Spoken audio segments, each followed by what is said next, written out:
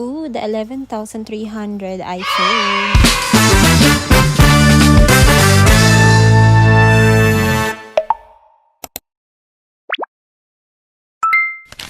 Hey everyone, this is Exodami and welcome to my YouTube channel. Let's unbox my recent purchase from Amazon. And kung naka-follow kayo sa TikTok account ko, alam nyong nag-purchase ako ng Mega Man action figure at itong iPhone 12 mini. And ito yung naging converted price sa aking credit card. Kaya yung the Mega Man and 11,300 itong iPhone 12 mini. Naging shipping naman, ito yung rate niya. Kung tatanungin niyo ako kung sulit nga bang umorder from Amazon and kung kagaya ka sa akin, tamad na tamad lumabas at mamasahe. Yes. Kasi door-to-door na siyang i-deliver sa inyo via shipping cart. Anyways, let's see this iPhone 12 mini. Unang tingin pa lang, sobrang clear na nung screen. Meaning, walang gasgas siya at all. Kaso, sa mga side niya, meron siyang scratch. Okay, check naman natin yung mga ibang sides. So far, ayun pa lang yung nakita ko. Okay, not bad. Ang importante yung screen. Ay, wait lang. May nakita pa ako. Okay, meron siyang scratch sa lens niya. Check natin mamaya sa camera kung magiging problem ba siya. Kasi syempre, baka mamaya may gasgas. Kaso lobat, kaya i-charge muna natin siya. So, let's go.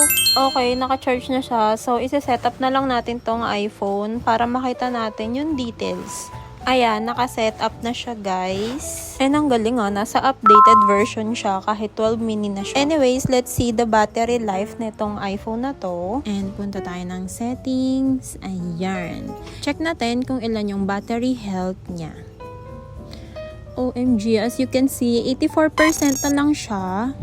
Di ba parang excellent condition ko to nabili? Anyways, check naman natin yung camera quality niya.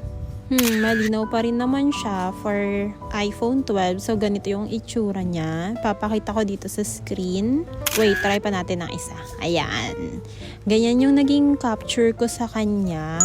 Not bad Malinaw din pala yung iPhone 12 series. Punta naman tayo sa phone details niya. Nabili ko to ng 128GB iPhone 12 mini.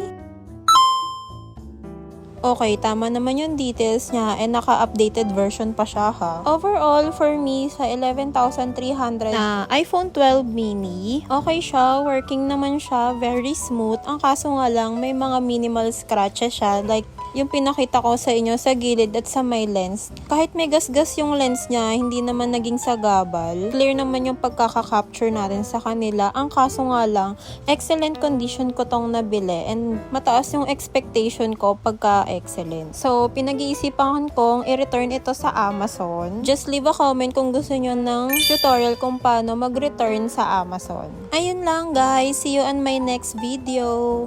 Bye!